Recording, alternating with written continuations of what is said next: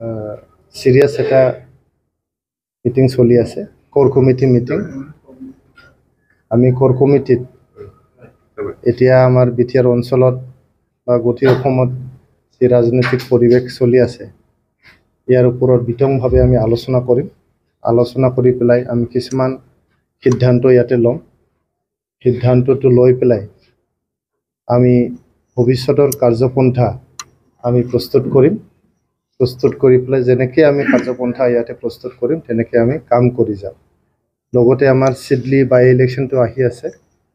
আমি ইলেকশ্যন কমিশ্যনৰ পৰা খবৰ পোৱা মতে ছেপ্টেম্বৰ মাহৰ শেষৰ পালে চিডলি সমষ্টিৰ MLA বাই ইলেকশ্যনটো হ'বলৈ গৈ আছে। গতিকে এই বাই ইলেকশ্যনটো লৈ পেলাইও আমি বহুত চিৰিয়াছলি কথা পাতিম। গতিকে আমাৰ বিটিআৰ অঞ্চলত লগতে অসমৰ যি ৰাজনৈতিক পৰিস্থিতি এতিয়া চলি আছে ইয়াৰ ওপৰত আমি ইয়াতে বহুত মানে চিৰিয়াছলি আলোচনা বিলোচনা কৰি যি ডিচিশ্যনবোৰ হ'ব এই ডিচিশ্যনবোৰ আমি আপোনালোকক অহাকালি আমি জনাই দিম। এলায়েন্সৰ ক্ষেত্ৰত আলোচনা কৰিব লাগে, যিহেতু কিছুদিন পূৰ্বে বিজেপিৰ কিছুমান কাৰ্যবাহী সদস্য তেওঁলোকে কিছুমান কথা কৈছে, এই ক্ষেত্ৰতো আলোচনা কৰা হ'ব নাই? ইয়াতে আলোচনা কৰিবলগীয়া ইমান কথা নাই। আমাৰ এলায়েন্স বিজেপি আৰু UPPLৰ বিটিআৰ চৰকাৰত চলি আছে। এইটো 2025 চনলৈকে আমাৰ যে এলায়েন্স বিজেপি আৰু UPPLৰ এলায়েন্স বিটিআৰ চৰকাৰ যে চলি আছে এইটো আমাৰ চলি থাকিব। অসমত যে চৰকাৰ আমাৰ NDA চৰকাৰ চলি আছে বিজেপি AGP আৰু UPPLৰ দিছপুৰৰ যে চৰকাৰ, এই চৰকাৰত আমাৰ UPPLৰ পূৰ্ণ সমৰ্থন 2026 চনলৈকে আমাৰ থাকিব।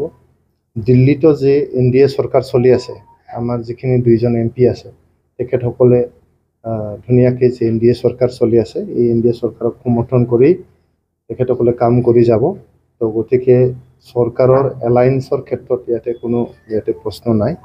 আৰু যেহেতু honourable chief minister of Assam আমাৰ ডক্টৰ হিমন্ত বিশ্ব শৰ্মা ছাৰে অলৰেডি ক'লে যে আমাৰ মানে যিখিনি কাম কাজ এইবিলাক সুচাৰুৰূপে মানে চলি থাকিব। কিন্তু 2025 চনৰ যি ইলেকশ্যন এইটো মানে বিজেপিয়ে মানে নিজাববীয়াকৈ খেলিব। 2025 চনৰ ইলেকশ্যনটো খেলিব বুলি তেখেতে আমি এটা মিডিয়া দেখা পাইছোঁ।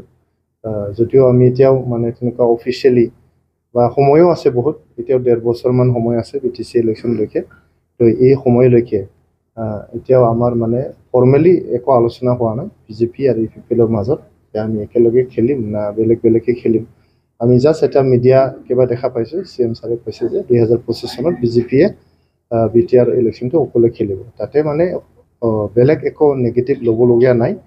আমাৰ এইটো মানে পজিটিভলি সকলোৱে ল'ব লাগে।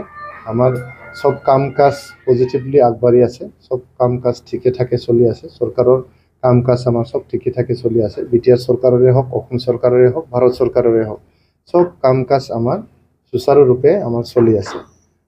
এইটো কথা যে সকলো ৰাজনৈতিক দলৰ এটা অধিকাৰ আছে, তেখেতসকলে মানে নিজাববীয়াকৈ অকলে খেলিব বিচাৰে বা কাৰোবাৰ লগত এলায়েন্স কৰিব বিচাৰে, এইবিলাক সব পলিটিকেল ইকুৱেশ্যনছৰ ওপৰত ডিপেণ্ড কৰে।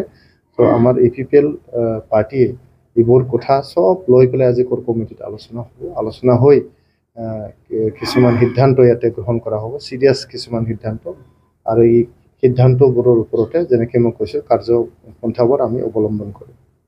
যেহেতু বিজেপিয়ে কৈছে UPPLৰ শক্তি কমি গৈছে, যোৱা MP ইলেকশ্যনত UPPLৰ সৈতে ভোট পোৱা নাই বুলি ইতিমধ্যে তেওঁলোকে অভিযোগ আৰম্ভ কৰিছে। নাই, এইটো তেখেতসকলৰ নেতৃত্বই কোৱা নাই, কিছুমান তেখেতসকলৰ কৰ্মী এইটো কৈছে। নিজৰ দলটো শক্তিশালী কৰিবলৈ সকলোৰে কিবা এটা কোৱাৰ অধিকাৰটো আছে।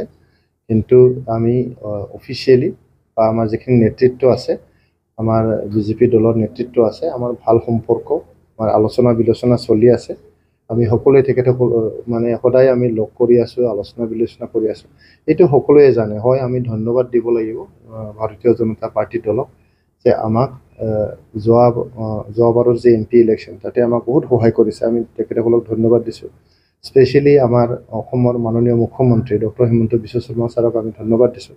তেখেতে নিজে আমাৰ কোকৰাঝাৰ লোকসভা সমষ্টিৰ যিমান MLA সমষ্টি আছে তাতে ডাঙৰকৈ পাব্লিক ৰেলী পাতিছে।